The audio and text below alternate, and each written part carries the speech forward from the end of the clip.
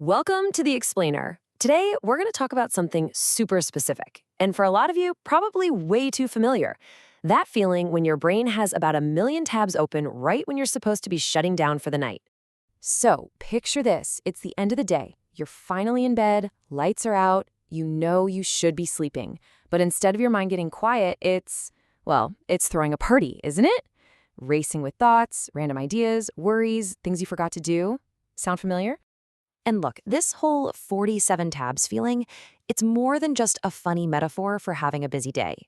It really points to a specific pattern that can make the simple act of relaxing feel, pretty much impossible. And the very first thing I want you to hear loud and clear is that if this is your reality most nights, you are so not alone.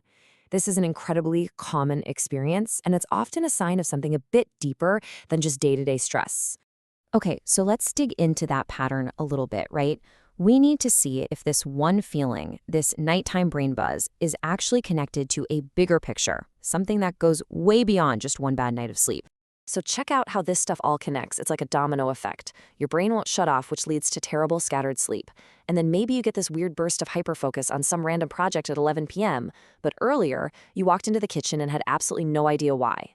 All of this is often capped off by these awful shame spirals about all the stuff you didn't get done, which, guess what, just fuels the racing thoughts for the next night. It's a whole cycle. And that whole cycle, it usually leads right here. For years, maybe even your whole life, you've probably been using words like lazy or scattered to describe yourself. You've been blaming your own character for something that feels like a personal failure. But what if? What if you've been using the wrong label this entire time? So this is probably the most important part of our entire conversation today. We've got to reframe the problem. This isn't about willpower. It is not a character flaw. There might be a completely different and, frankly, a much more helpful explanation. And this slide just lays it out so perfectly. The old story you've been telling yourself might sound like, I'm lazy, I'm unmotivated, but the new possibility is undiagnosed ADHD. The idea that your brain is neurodivergent, which is just a way of saying it's wired differently. That's it. It's not broken. And the best part, it points to a treatable condition. Let's just let that sink in for a second.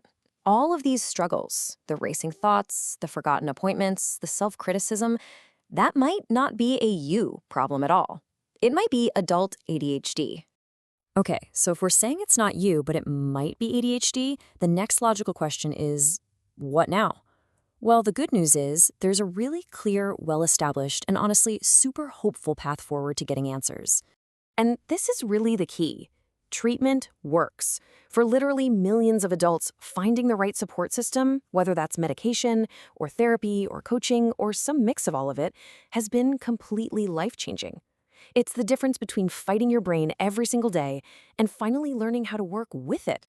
And listen, if you're watching this and thinking, oh my gosh, but I'm 30 or 40 or 50, so what? So many people don't figure this out until they're well into adulthood. It is absolutely 100% not too late. Getting answers right now could be the start of a whole new chapter for you.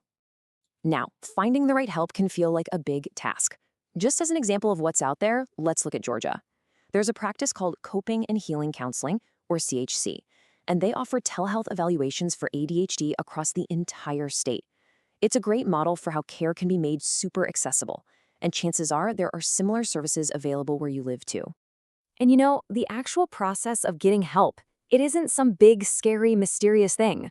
It's usually a pretty clear path. It starts with something simple, like a screener, then moves to a full evaluation to really understand how your brain works.